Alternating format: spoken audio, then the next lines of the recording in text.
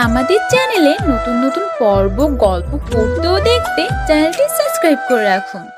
তোর ওটা দে আমাকে, আমি তোর ওটা খাবো। না, আমি তোকে আমার ওটা দিব না। দিবি না? দাঁড়া, আমি নিজেই নিতেছি। আমি খুব ভালো করে জানি কার কাছ থেকে কিভাবে জিনিস আদায় করতে হয়। এ কথা বলে নেহা জিন আর রাজের প্যান্টের ভিতর হাত ঢোকাতে যাবে, তখনই রাজ চিৎকার দিয়ে ওঠে আর তার আম্মুকে ডাকতে থাকে। রাজের আম্মু রাজের চিৎকারের আওয়াজ শুনে ড্রয়িং রুমে ছুটে আসে আর বলতে থাকে, এই কি হয়েছে? তোরা এইভাবে চিৎকার চেঁচামেচি করছিস কেন? আমি না তোদেরকে চকলেট খেতে বললাম? খালামণি, তোমার ছেলে আমাকে দিচ্ছে না। আম্মু, আমি আমারটা ওকে কেন দেব? ও তো নিজেরটা খেয়ে নিয়েছে, এখন আবার আমারটাও জোর করে খেতে চাইছে, তাই আমি আমারটা আমার প্যান্টের ভিতর লুকিয়ে রেখেছি। এখন সে আবার ওটাও নিয়ে খেতে চাইছে।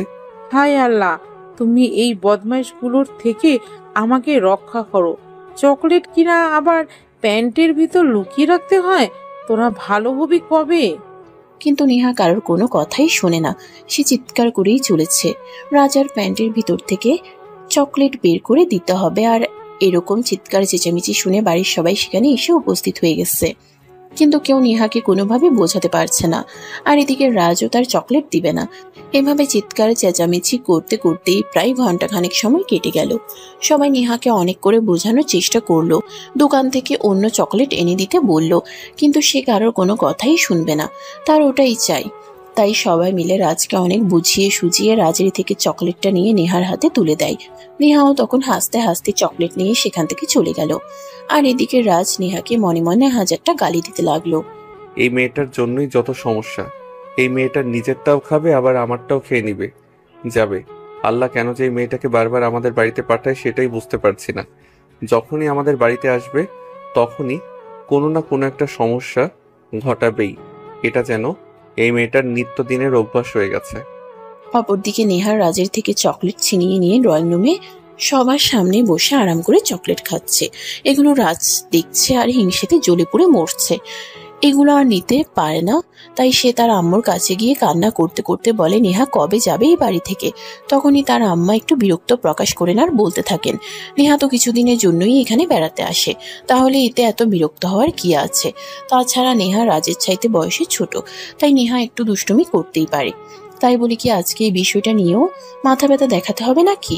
এই বলে রাজের আম্মু রাজের কথাকে কোনো পাত্তা না দিয়ে সেখান থেকে চলে যান। আর এদিকে রাজ নিজের রুমে বসেই কান্না করতে থাকে। এটা রাজের এখন অভ্যাস হয়ে গেছে। নেহা যখনই এই বাড়িতে বেড়াতে আসবে তখনই রাজের সঙ্গে কোনো না কোনো একটা ঝামেলা বাঁধাবে, সেটা চকলেট চিপস কিংবা কোনো খেলনা নিয়ে হোক। মেয়েটা বড় হয়ে একটু ঝগড়াটে হবে, সেটা ছোটবেলা থেকেই বোঝা যাচ্ছে। তাই তো রাজ মাঝে মধ্যেই নেহাকে খোঁচা মেরে কথা বলে। নেহাও কম যায় না, রাজ তাকে কিছু একটা বললে সে আরো 3টা মিথ্যা কথা বলে, সবার কাছে বলে বেড়ায়। আর তারপর সবাই মিলে আবার রাজকে বকাবকি করে। নেহা রাজদের বাড়িতে বেশ কয়েকদিন থাকার পর শীতকালীন ছুটি শেষ হয়ে গেলে আসলে সে আবার ঢাকায় ফিরে আসে। নেহা তখন ক্লাস 3-তে পড়াশোনা করত। আর এখন নেহা অনার্স কমপ্লিট করেছে আর রাজ একটা মাল্টি ন্যাশনাল কোম্পানিতে চাকরি নিয়েছে।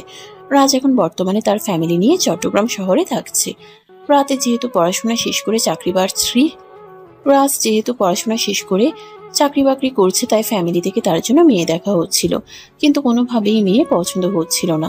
কারণ মেয়ের চাল চলন আচার ব্যবহার কোনো কিছুই রাজের পছন্দ মতো হচ্ছিল না। তার ফ্যামিলির মানুষগুলো ছেলের পছন্দ ছাড়া বিয়ে করাবে না, তাই ছেলের পছন্দ মতোই মেয়ে খুঁজতে থাকে। প্রায় বছর খানেক ধরে মেয়ে খোঁজার পর হঠাৎ একটা মেয়ের সন্ধান পাওয়া গেল। তাই রাজকে নিয়ে সেই মেয়ের সঙ্গে দেখা করতে যাওয়া হলো রাজশাহী। মেয়ের সঙ্গে দেখা করলো এবং সেই মেয়েকে রাজের পছন্দ হলো, তাই পারিবারিকভাবে কথা হলো। বিয়ের 3 তারিখও ঠিক করা হলো। 2 মাস পরেই বিয়ে। অপরদিকে নেহারও যেহেতু পড়াশোনা শেষ হয়ে গেছিল, তাই নেহার ফ্যামিলি থেকেও নেহার জন্য বিয়ের সম্বন্ধ দেখা শুরু করে। ইতিমধ্যে নেহার বিয়ের 3 তারিখও ঠিক হয়। নেহার বিয়ে ছিল রাজের বিয়ের 1.5 মাস আগে। সবকিছু পাকাপাকি ভাবে কথাবার্তা হওয়ার পর বিয়ের প্রস্তুতি চলতে থাকে।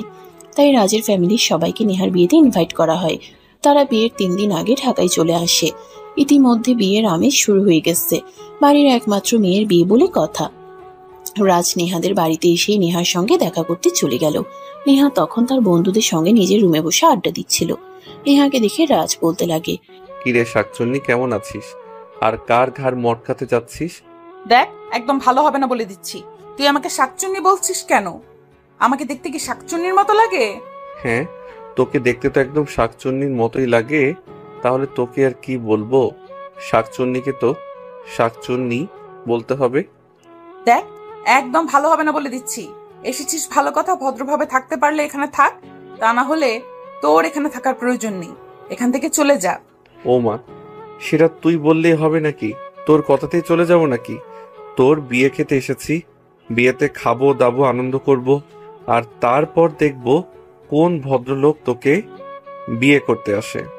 তার জীবনটা তেনা তেনা করতে যাচ্ছিস।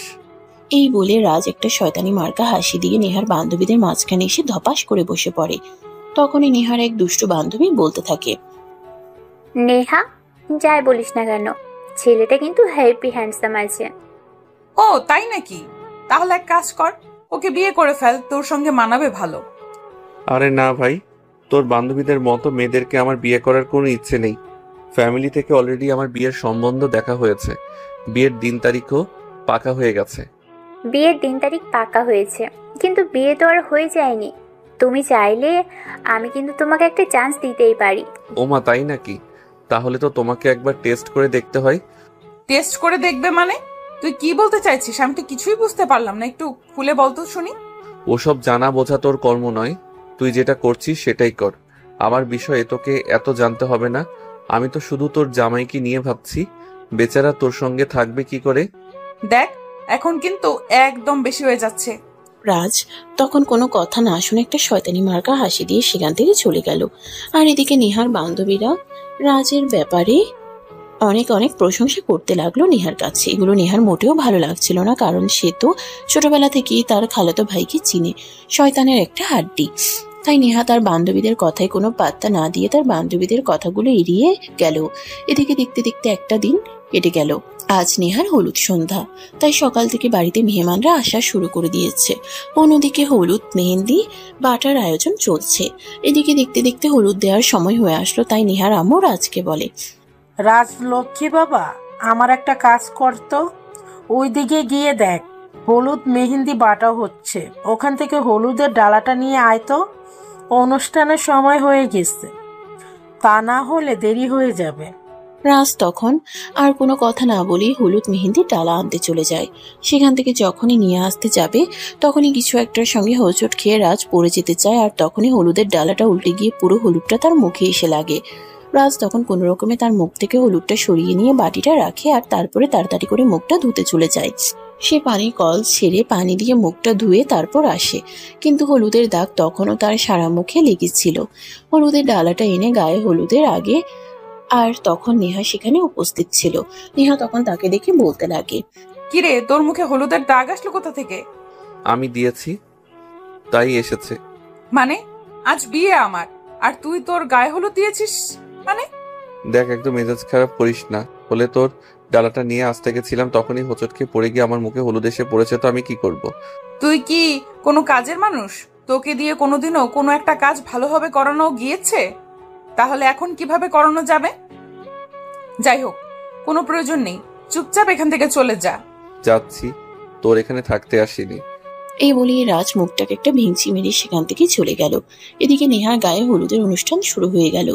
একে একে সবাই আসতে লাগলো, নেহার গায়ে হলুদ ছোঁয়াতে লাগলো, আর তারপর নেহাকে কিছু গিফট দিয়ে চলে যেতে লাগলো। এভাবে দেখতে দেখতেই নেহার গায়ে হলুদের অনুষ্ঠান শেষ হয়ে গেল। পুরো গায়ে হলুদের অনুষ্ঠানের সময়টা জুড়ে রাজকে কোথাও দেখতে পাওয়া যায়নি। এতে বরঞ্চ নেহার ভালোই হয়েছে, সে চায় না রাজ এখানে থাকুক আর কোনো একটা ঝামেলা করুক। গায়ে হলুদের অনুষ্ঠান শেষে নেহা যখন রুমে গেল তখনই রাজ সেখানে আসা নেহাকে দেখেই বলতে লাগে, এই শোন না, তোর বান্ধবীটা কিন্তু সত্যি সুন্দরী। আমার যদি বিয়ে ঠিক না হতো তাহলে আমি তোর বান্ধবীটাকেই বিয়ে করতাম। তো এখন কর না, তোকে নিষেধ করেছে কে? দুটোকে একসঙ্গে মানাবে ভালো। সত্যি বলছিস? তাহলে তুই একটু আম্মুর সঙ্গে কথা বলে দে, তাহলে আমার সুবিধা হবে। কেন? আমি কেন তোর ব্যাপারে কথা বলতে যাব? আমি তোর ব্যাপারে কোনো কথা বলতে পারবো না। তোর যদি এতই বিয়ে করার ইচ্ছে থাকে তাহলে তুই নিজে গিয়ে বল, আমি এসব ঝামেলায় যেতে চাই না। তাছাড়া কাল আমার বিয়ে, তারপর তো এই বাড়ি থেকে চলেই যাব। হ্যাঁ, যেহেতু চলেই যাবি সেই জন্যই তো বলছি, যাওয়ার আগে অন্তত একটা ভালো কাজ করে যা। জন্মে তো কোনো ভালো কাজ করিসনি। আর কেউ না হোক, আমি অন্তত তোর জন্য একটু মন খুলে দোয়া করব, যেন তোর জামাইটা ভালো হয়। কথাটা শুনে অনেকটা খেপে গেল আর রাজকে উদ্দেশ্য করে বলতে লাগলো, দেখ, আমার যার সঙ্গে বিয়ে হতে চলেছে সে এমনিতেই ভালো। আমার ফ্যামিলির মানুষ অনেক খোঁজ খবর নিয়ে তারপরে তার সঙ্গে আমার বিয়ের সিদ্ধান্ত নিয়েছে। তাই তোকে দোয়া করতে হবে না কষ্ট করে। আমি দোয়া করলে আর একটু বেশি ভালো পেতে যাই হোক, তুই যখন যাস না আমি দোয়া করি, তাহলে আর দোয়া করে কি লাভ? তোর কপালে যা আছে তাই হোক। এই বলে রাজ সেখান থেকে চলে গেল। আর নেহা মুখটাকে একটা ভেঙচি মেরে বিছানার উপর বসে পড়লো। এদিকে দেখতে দেখতে রাত বাড়তে লাগলো। রাত তখন আনুমানিক 11টার কাছাকাছি বাজে। তখনই নেহা তার মোবাইলটা হাতে নিল। মোবাইলটা হাতে নিয়ে তার হবু বরকে সে ফোন করতে লাগলো, কিন্তু তার হবু বর ফোন তুললো না। বিষয়টা নিয়ে সে অনেকটাই চিন্তিত হয়ে পড়লো। তাই সে এ ব্যাপারে তার আম্মুর সাথে কথা বলতে গেল। নেহার কথা শুনে তার আম্মু বলল, হয়তো নেহার হবু বর কোনো কাজে ব্যস্ত আছে, তাই হয়তো ফোনটা তুলতে পারছে না, কিংবা বন্ধুদের সঙ্গে সময় কাটাচ্ছে। তিনি কথাটাকে সেরকম ভাবে গুরুত্ব দিলেন না। নেহা মনে মনে ভাবলো হয়তো এটাই হয়েছে, তাই সে এই বিষয়টাকে আর চিন্তা না করে ফোনটা রেখে দিয়ে বান্ধবীদের সঙ্গে আনন্দ করতে লাগলো। পরের দিন সকাল 10টার দিকে পার্লার থেকে মেয়েরা চলে এসেছে নেহাকে সাজুগুজু করানোর জন্য। পার্লারের মেয়েরা নেহাকে তার রুমে সাজুগুজু করাচ্ছে। তখনই আবার রাজ সেখানে আসে। নেহাকে সাজুগুজু করানো হচ্ছে এটা দেখেই রাজ বলতে থাকে, কাককে যতই আলকাতরা মাখানো হোক না কেন, কাক কিন্তু কখনোই বক হয় না। কথাটা শুনে পিছন দিকে তাকায় নেহা, আর তখনই দেখতে পায় রাজ তাকে উদ্দেশ্য করে এই কথাটা বলেছে। তখনই নেহার আগে লোক নিয়ে রাজের দিকে তাকিয়ে বলতে থাকে, দেখ, আমাকে যেমনই লাগুক না কেন সে ব্যাপারে তোকে কোনো মাথা ঘামাতে হবে না। আমি আমার মতো ঠিক আছি, আমাকে নিয়ে তোর চিন্তা করার কোনো প্রয়োজন নেই। কিন্তু নিজের চরকায় তেল দে। তাছাড়া আমি তো এটাই ভেবে পাই না তোর মতো একটা বদমাশ মার্কা ছেলেকে কোনো মেয়ে পছন্দ করেছে। দেখ, একদম আমাকে বদমাইশ বলবি না বলে দিলাম। আমি কিন্তু যথেষ্ট ভদ্র, তোর মতো নয়। তাছাড়া আমি তোর মতো বেকার নই। একটা চাকরি করছি, আর চাকরিজীবী ছেলেদের কাছে লোকেরা মেয়ে বিয়ে দিবে না তো কি করবে বল শুনি? এরপর আরো বেশ কয়েকবার তারা তারা কথা শুনিয়ে রাজ সেখান থেকে চলে গেল। আর এদিকে নেহা সাজুগুজু করতে থাকে। দেখতে দেখতে দুপুর 2টা বেজে গেল, কিন্তু এখনো বরযাত্রী আসার নাম গন্ধ নেই। তাই নেহার আব্বু ছেলের আপুকে ফোন করে, কিন্তু ফোন করার পর যেটা শুনতে পেল সেটার জন্য তারা মোটেও কেউই প্রস্তুত ছিল না। নেহার যে ছেলের সঙ্গে বিয়ে ঠিক হয়েছে সেই ছেলে অন্য একটা মেয়েকে পছন্দ করত, কিন্তু সে ফ্যামিলির চাপে এই কথা কাউকে বলতে পারেনি। তাই গতকাল রাতে ছেলে তার প্রেমিকাকে নিয়ে পালিয়ে গেছে। কথাটা শোনা মাত্রই নেহার আব্বু সহ ফ্যামিলির সবাই মাথায় হাত দিয়ে বসে পড়লো। এই মুহূর্তে তারা কি করবে কিছুই বুঝতে পারছে না। বাড়ি ভর্তি মেহমান, রান্না বান্না সবকিছুই হয়ে গেছে। মেয়ে সাজুগুজু করে বসে আছে। তাছাড়া এই কথাটা যদি এখন জানাজানি হয় যে বিয়ের সবকিছু রেডি হওয়ার পরেও বরযাত্রী আসেনি, তাহলে বদনাম হয়ে যাবে। নেহাকে নিয়ে এলাকার সবাই আজেবাজে কথা বলবে হয়তো মেয়ের চরিত্রের সমস্যা ছিল, তাই তো বিয়ে ঠিক হওয়ার পরেও ছেলে অন্য মেয়েকে নিয়ে পালিয়ে গেল। এসবই চিন্তা করছিল আত্মীয় স্বজনদের মধ্যে সবাই। তখনই সেখান থেকে রাজের আম্মু সবাইকে উদ্দেশ্য করে বলল, দেখো, তোমাদের কারো যদি কোনো আপত্তি না থাকে তাহলে নেহাকে আমি আমার বাড়িতে আমার ছেলের বউ করে নিয়ে যেতে চাই। কথাটা শুনে উপস্থিত সবাই অবাক হলেও রাজ এই কথাটা শুনে যেন একদম আকাশ থেকে পড়লো। তার কারণ তার বিয়ে ঠিক হয়ে গেছে অন্য একটা মেয়ের সঙ্গে। 2 মাস পরেই বিয়ে, তার উপর আবার নেহাকে সে একদম সহ্য করতে পারে না। সেখানে কিনা নেহাকে তার বিয়ে করতে হবে। তাই রাজ তার আম্মুকে উদ্দেশ্য করে বলতে লাগে, এসব কি বলছো তুমি? তোমার কি মাথা খারাপ হয়ে গেছে নাকি? যেখানে তুমি নিজেই অন্য একটা মেয়ের সঙ্গে আমার বিয়ের সম্বন্ধ করে এসেছো, আর এখানে এসে কিনা বলছো তোমার বোনের মেয়েকে বিয়ে করতে? আমি কখনো এটা করতে পারবো না। তখন রাজের আম্মু সবার সামনেই রাজকে অনেক রিকোয়েস্ট করতে থাকে রাজ যেন কোনোভাবেই এই বিয়েতে অমত না জানায়। তার বোনের জামাইয়ের এবং বোনের মেয়ের ইজ্জত বলে কথা, তিনি নিজের চোখের সামনে এটা কোনোভাবেই নষ্ট হতে দিতে পারে না। তাই তিনি রাজকে বলেন, দেখো, ওই মেয়েটার সঙ্গে তোমার বিয়ের কথাবার্তা হয়েছে, শুধু বিয়ে হয়ে যায়নি। তাই আমি তোমাকে যেটা বলছি তুমি সেটা শোনো। নেহা কিন্তু মেয়ে হিসেবে অতটাও খারাপ নয় যেটা তুমি চিন্তা করো। তাই আমি তোমাকে বলছি তুমি নেহাকে বিয়ে করবে আজ এবং এক্ষুনি। কিন্তু আম্মু, বললাম তো, আমি কোনো কিন্তু শুনতে চাই না। আমার কথাই শেষ কথা। তুমি আমার কথা শুনবে কি শুনবে না সেটা বলো। রাজ এমনিতে একটু দুষ্টুমি ফাজলামো করলেও সে তার আব্বু আম্মুর কথা কখনোই অমান্য করে না। আজকেও সেটা করতে পারবে না। বেশ কিছুক্ষণ চুপ করে থাকলেও প্রায় আধা ঘন্টা পর তার আম্মুকে বলে সে এই বিয়েতে রাজি, কিন্তু সে নেহাকে নিজের স্ত্রী হিসেবে মেনে নিতে পারবে না, সেটা সে বলতে পারছে না। তখন তার আম্মু বলে এগুলো কোনো বিষয় না, বিয়ের পর দেখবে সব ঠিক হয়ে যাবে। তাই ফ্যামিলির সবার উপস্থিতিতে এবং সবার সম্মতিতে রাজ আর নেহার বিয়েটা হয়ে গেল। যেহেতু একটু ঝামেলার কারণে বিয়েটা হতে হতে সন্ধ্যা হয়ে এসেছিল আর রাত করে ঢাকা থেকে চট্টগ্রাম যাওয়াটা তারা মোটেও নিরাপদ মনে করেনি, তাই সেদিন রাতে তারা সবাই মিলে নেহার বাড়িতেই রয়ে গেল। পরের দিন সকাল হতে না হতেই নেহাকে নিয়ে রাজ এবং তার ফ্যামিলির মানুষ চট্টগ্রামের উদ্দেশ্যে রওনা দেয়। সেখানে এসে পৌঁছাতে পৌঁছাতে বিকেল হয়ে যায়। বাড়িতে আসা মাত্রই রাজের আম্মু নেহাকে নতুন বউ হিসেবে বরণ করে ঘরে তুলেন। এদিকে রাজের গতকাল থেকে মন খারাপ, কারণ বিয়েটা তার যেতে হয়নি। সে কখনোই চাইতো না নেহা তার বউ হয়ে আসুক। এটা সে কোনোদিন কল্পনাও করেনি। নেহার সঙ্গে তার একটুও বলিবনা হতো না। এদিকে দেখতে দেখতে সেদিনের দিনটা কেটে গেল। দুপুর গড়িয়ে বিকেল আর বিকেল গড়িয়ে রাত হয়ে আসলো। রাজের আম্মু সবার জন্য খাবার তৈরি করেন আর তারপর সবাই মিলে একসঙ্গে বসে এই খাবার খান। খাওয়া দাওয়া শেষ করে রাজের আম্মু নিজে দায়িত্ব নিয়ে নেহাকে সাজিয়ে গুছিয়ে রাজের রুমে দিয়ে আসেন। এদিকে রাজ ছাদে দাঁড়িয়ে দাঁড়িয়ে সিগারেট খাচ্ছে। তার এসব কিছুই ভালো লাগছে না। যদিও সে কোনোদিন সিগারেট খায়নি, কিন্তু আজ আর টেনশন মাথায় নিতে পারছে না। নেহাকে রুমে দিয়ে আসার পর রাজের আম্মু রাজকে খুঁজতে থাকে, কিন্তু কোথাও খুঁজে পায় না। অবশেষে তিনি খুঁজতে খুঁজতে ছাদে আসেন আর ছাদে এসে এই অবস্থা দেখতে পান। তখন তিনি রাজের কাঁধে হাত রেখে বলতে থাকেন, দেখ বাবা, যেটা পরিচিত ভালোর জন্যই করেছি। তুই আমাকে বা আমাদেরকে ভুল বুঝিস না। এখন তুই রুমে যা, মেয়েটা তোর জন্য অপেক্ষা করছে। এই বলে তিনি এখান থেকে চলে যান। আর এদিকে রাজ তখন বেশ কিছুক্ষণ সেখানে দাঁড়িয়ে থাকার পর রুমে চলে আসে। রুমে এসে এই দরজাটা লাগিয়ে দেয়। নেহা তখন তাকে কিছু বলতে যাবে, সেই সুযোগটা না দিয়ে বিছানার উপর থেকে বিছানার চাদরটা টান দিয়ে তুলে নেয় আর বিছানা থেকে একটা বালিশ নিয়ে ফ্লোরে বিছানা করে শুয়ে পড়ে। এটা দেখে নেহা বলতে থাকে, ওই এটা তো তোরই বাড়ি, তোর ফ্লোরে ঘুমানোর দরকার নেই।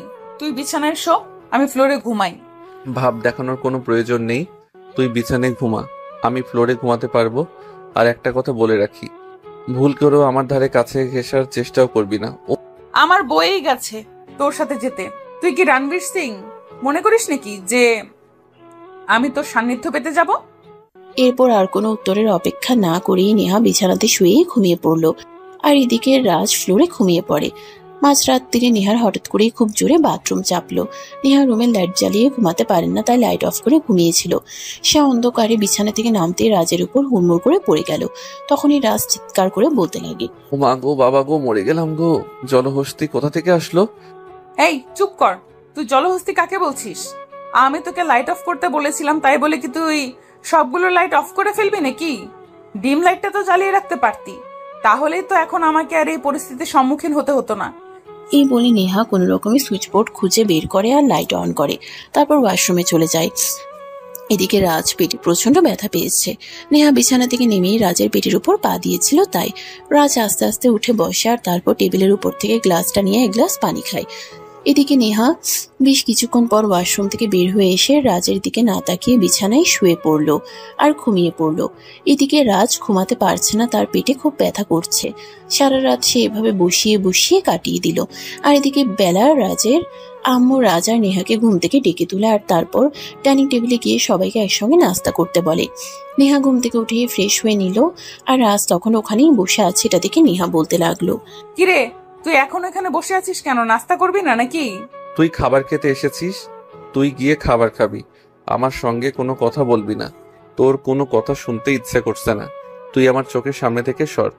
আমাকে তোর দেখতে ইচ্ছে করে না, তাহলে তুই আমাকে বিয়ে করেছিস কেন? আমি কি তোকে বলেছিলাম নাকি আমাকে বিয়ে করার জন্য, নাকি জোর করে তোর বাড়িতে চলে এসেছি?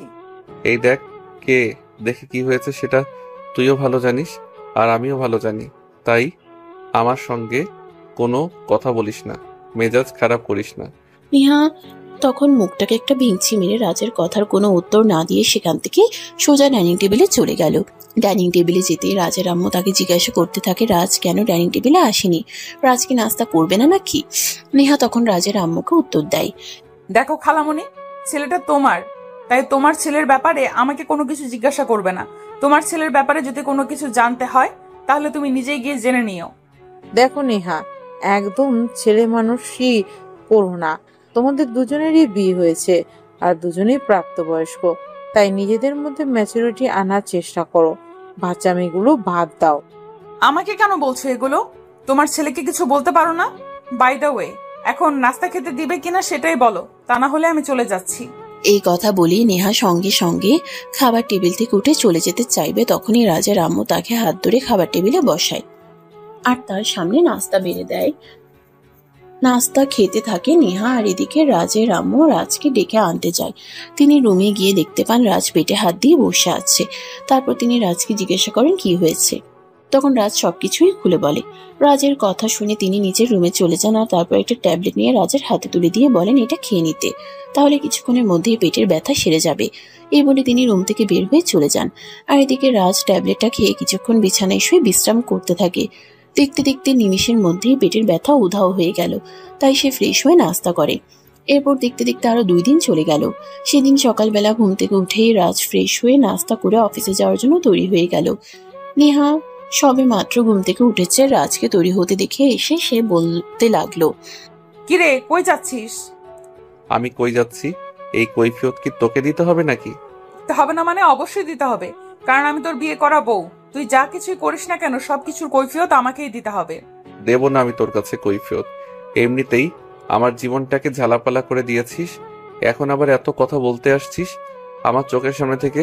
বললাম তো আমি তো তোর চেহারাটাও দেখতে চাই না। এভাবে কথা বলতে বলতে দুজনের মধ্যে কখন যে কথা কাটাকাটি থেকে ঝগড়া শুরু হয়ে গেল সেটা বুঝতেই পারলো না। দুজনের চিৎকার চেঁচামেচিতে পুরো বাড়ি মাথায় উঠে গেল। তখনই রাজার আম্মু সেখানে আসার তাদের দুজনকে এভাবে চিৎকার চেঁচামেচি করতে দেখে দুজনকেই জিজ্ঞাসা করে কি হয়েছে।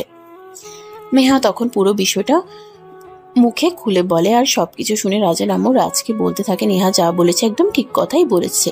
নেহা রাজের বিয়ে করা বউ, তাই রাজের সমস্ত ব্যাপারে কথা বলার অধিকার নেহার আছে। কিন্তু তারপরেও রাজ কোনো কথা না বলেই রুম থেকে বের হয়ে চলে গেল। তখন রাজের আম্মু নেহাকে বলতে থাকে রাজ হয়তো অফিসে গিয়েছে। তখন নেহা বলতে থাকে সে অফিসে গিয়েছে এটা বলে গেলেই তো হতো, তাহলে এত কাহিনী করার কি আছে। রাজের আম্মু তখন নেহাকে নাস্তা করার কথা বলে নিজের রুমে চলে আসেন। এদিকে রাজ অফিসে এসে তার ডেস্কে বসে কাজ করছে। তখনই তার অফিসের সহকর্মী দিয়া তার কাছে আসার বলতে থাকে, ব্যাপার সাহেব, এই কদিন ধরে আপনি অফিসে আসেননি কেন? আমি তো ভেবেছিলাম আপনি হয়তো অসুস্থ, তাই আজ আপনাকে দেখতে আপনার বাসায় যাব। এমনিতেই কয়দিনের জন্য অফিস ছুটি নিয়ে একটু বেড়াতে গিয়েছিলাম। এই বলে আর রাজ কত টাকা দিয়ে নিজের ডেস্কে বসে কাজ করতে থাকে। আর এদিকে দিয়া রাজের কাছে কোনো পাত্তা না পেয়ে সেখান থেকে চলে গেল।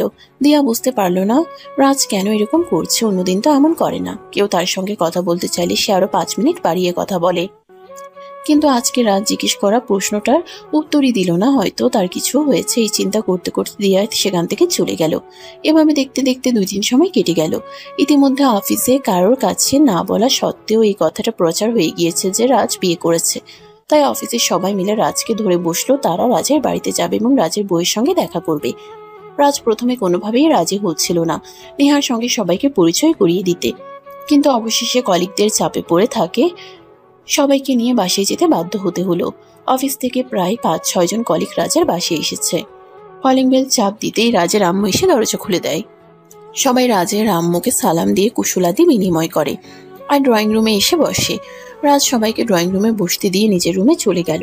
রুমে গিয়ে দেখতে পেল নেহা বিছানায় শুয়ে শুয়ে মোবাইল টিপাটিপি করছে। তখনই রাজ নেহাকে উদ্দেশ্য করে বলতে থাকে, ওই শোন, অফিস থেকে আমার কিছু কলিগ তোর সঙ্গে দেখা করতে এসেছে। এসব ফালতু জামা কাপড় ছেড়ে শাড়ি পরে আয় আর তাদের জন্য কিছু নাস্তা নিয়ে আয়। দেখছিস না আমি মোবাইল টিপাটিপি করছি, তাহলে এখন আমাকে অর্ডার দিচ্ছিস কেন? আমি পারবো না কোনো কাজ করতে। তোর যদি কাজ করার এতই শখ থাকে তাহলে নিজে গিয়ে কর। দেখ নেহা, একদম ভালো হবে না বলে দিচ্ছি। আমার অফিস থেকে লোকজন এসেছে আর অফিস আমার সম্মানের জায়গা, আর যদি এখানে আমাকে অসম্মানিত হতে হয় তাহলে এর পরিণাম কিন্তু খুব ভয়াবহ হবে, আমি এটা তোকে বলে দিলাম। এরপর নেহাকে আর কোনো কথা বলার সুযোগ না দিয়ে রাজ সেখান থেকে বের হয়ে চলে গেল। আর তখনই রাজের আম্মু নেহার রুমে আসে। তারপর তিনিও আবার নেহাকে একই কথা বলতে থাকেন। রেহা নাজের কথা না শুনলেও তার শাশুড়ি আম্মুর কথা শুনতেই হবে, তাই সে বিছানা থেকে নেমে টি শার্ট আর প্যান্ট চেঞ্জ করে শাড়ি পরে নিল আর তারপর চলে গেল কিচেনে। এমনিতেই নেহা রান্না বান্না তেমন একটা পারে না, তার উপর আবার যা গরম পড়েছে, এই গরমের মধ্যে তাকে শাড়ি পরতে হয়েছে, তাই নেহা অনেকটাই বিরক্ত আর ক্লান্তি অনুভব করছিল। কিন্তু তারপরও কিছু করার নেই, এটা করতেই হবে। তাই সে অনেকটা ক্লান্ত আর বিরক্ত হয়েই রাজের বন্ধুদের জন্য নাস্তা বানালো। নাস্তা বানানো শেষ হলে নাস্তা প্লেটে গুছিয়ে নিল আর তারপর সেটা নিয়ে ড্রয়িং রুমে চলে আসলো। ড্রয়িং রুমে এসেই দেখতে পারলো 4টা ছেলে আর একটা মেয়ে ড্রয়িং রুমে বসে আছে। নেহা তখন সেখানে এসে ভদ্রতার খাতিরে তাদেরকে সালাম দিল। আসসালামু আলাইকুম, কেমন আছেন সবাই? ওয়ালাইকুম আসসালাম। এই তো আল্লাহর রহমতে ভালোই আছি ভাবি। আপনার কি অবস্থা? আপনি কেমন আছেন? এতক্ষণ তো সবাই ভালোই ছিলাম, আর আপনারা তো আমাকে ভালো থাকতেই দিলেন না। মানে আপনি কি বলছেন ভাবি? বুঝতে পারলাম না। তোদের এত কিছু বুঝে কাজ নেই নেহা, তুই প্লিজ এখান থেকে চলে যা। এখানে আর উল্টাপাল্টা কিছু করিস না। যাচ্ছি তো, আমি কি এখানে আসতে চেয়েছিলাম নাকি? তুই তো আমাকে এখানে আসতে বলেছিস, তা না হলে আমি এখানে কখনোই আসতাম না। এসেছিস তুই, আমাকে উদ্ধার করেছিস, এখন প্লিজ তুই এখান থেকে যা। আমি এখানে আর তোকে দেখতে চাইছি না। এই বলে অফিসের কলিগদের সামনে তাদের দুজনের আবারও কথা কাটাকাটি শুরু হয়ে গেল। কলিগরা সবাই তো হা করে তাকিয়ে আছে, তারা কেউ বুঝতে পারছে না এখানে কি হচ্ছে। হাজবেন্ড ওয়াইফ একে অপরকে তুইতোকারি করছে, তারা দুজন একদম হা করে এই বিষয়টা দেখছে, কোনো কিছুই বুঝতে পারছে না। বেশ কিছুক্ষণ ধরে চলে তাদের এই খুনছুটি ঝগড়া। তখনই হঠাৎ করে রাজের বন্ধু সাগর বলতে থাকে, কিরে ভাই, তুই না বিয়ে করে বাড়িতে বউ নিয়ে এসেছিস, তাহলে বউকে তুই তুকারি করছিস কেন? আর তোর বই বা তোকে তুই তুকারি করছে কেন? ভাই, তোরা বউ দেখতে এসেছিস, বউ দেখে চলে যা। এত কথা তোদের শোনার কোনো প্রয়োজন নেই। তাছাড়া আমি তো আর নিজের থেকে তাদেরকে আসতে বলিনি। তোরা নিজে নিজেই যখন এখানে এসেছিস, তখন এইসব বিষয়ে আমি কোনো কথা বলতে চাই না। আচ্ছা ভাই, ঠিক আছে, তোকে কিছুই বলতে হবে না। আমরা না হয় ভাবির কাছ থেকে জেনে নিব বিষয়টা কি। ভাবি, আপনি বলুন তো বিষয়টা কি? বিষয় কিছুই না, আমি আপনার বন্ধুর খালাতো বোন। এই কথা শুনে উপস্থিত সবার মুখে যেন খাবার আটকে গেল। কেউ যেন আর কোনো কথাও বলতে পারছে না, খাবারও গিলতে পারছে না, একদম থ হয়ে গেছে। এই পরিস্থিতি থেকে রাজ বলতে লাগলো, আরে ভাই, তোদেরকে বলেছিলাম না এত কিছু তোদের জানার কোনো প্রয়োজন নেই। তোরা বউ দেখতে এসেছিস, বউ দেখতে চলে যা। এর বাইরে কোনো কিছু তোদের জানার প্রয়োজন নেই। কিন্তু তোরা তো দেখছি একদম বেশি আগ্রহ দেখাচ্ছিস। আচ্ছা ভাই, ঠিক আছে, আমরা আর এ ব্যাপারে কিছুই বলছি না। বউ দেখার স্বাদ মিটে গেছে, তুই যা দেখালি আমাদের। এরপর তারা আর কোনো কথা না বলে কোনো রকমের নাস্তাটা শেষ করে সেখান থেকে উঠে চলে আইলো। পরের দিন রাজ অফিসে আসতেই অফিসের সমস্ত কলিগরা তাকে চেপে ধরলো। তখন রাজ সমস্ত ঘটনা সবাইকে খুলে বলল। এর 2 দিন পর সকালবেলা ঘুম থেকে উঠতেই রাজের একটু লেট হয়ে গেল, তাই সে নাস্তা করতে পারলো না। অফিস টাইম হয়ে গেছে বিধায় তাকে নাস্তা না করেই বাসা থেকে বের হয়ে আসতে হলো। অপরদিকে নেহা ঘুম থেকে উঠে সকাল 10টার দিকে ঘুম থেকে উঠে ফ্রেশ হয়ে নাস্তা করতে যায়। নাস্তা শেষ হলে তার শাশুড়ি আম্মু তাকে বলতে থাকে রাজের ব্যাপারে। রাজ নাস্তা না করেই অফিসে চলে গেছে। তখন নেহা বলতে লাগে, তো আমি কি করব? আমি কি তোমার ছেলেকে বলেছিলাম নাকি নাস্তা না করে অফিসে চলে যেতে? আরে বাবা, তোরা বড় হয়েছিস, নিজেদের মধ্যে একটু তো ম্যাচুরিটি আনার চেষ্টা করো। রাজ তোর হাজবেন্ড, সে নাস্তা না করে চলে গেছে, আর এখন তুই কি না বলছিস তুই কি করবি? হ্যাঁ, আমি ভুল কিছু বলেছি নাকি? রাজের আম্মু তখন বলতে থাকে রাজ কখনোই বাইরের খাবার খেতে পারে না, বাইরের খাবার খেলে তার পেটে সমস্যা করে। তাই নেহা যেন বাসা থেকে কিছু খাবার রাজকে দিয়ে আসে। এই কথা শুনে নেহা বলতে থাকে, আমার তো খেয়ে দিয়ে কোনো কাজ নেই, আমি তোমার ছেলেকে খাবার দেওয়ার জন্য অফিসে যাব, আর তখন সে সেখানেই তার বন্ধুদের সামনে আবার আমাকে 4টা কথা শোনাবে। আমি সেখানে কেন গিয়েছি, কি করতে গিয়েছি, আমি সব কথার সম্মুখীন হতে পারবো না। তোকে কোনো কথা সম্মুখীন হতে হবে না, তুই শুধু খাবারটা দিবি আর চলে আসবি। ওখানে তোকে 1 মিনিটও লেট করতে হবে না, আমি ড্রাইভারকে বলে দিচ্ছি। এই বলে রাজের আম্মু রাজের জন্য খাবার প্যাকেটে ভরে সেটা নেহার হাতে তুলে দিল এবং ড্রাইভারকে বলে দিল নেহাকে নিয়ে রাজের অফিসে চলে যেতে। অতঃপর আর কোনো উপায় না পেয়ে নেহাকে বাধ্য হতে হলো রাজের জন্য খাবার নিয়ে যেতে।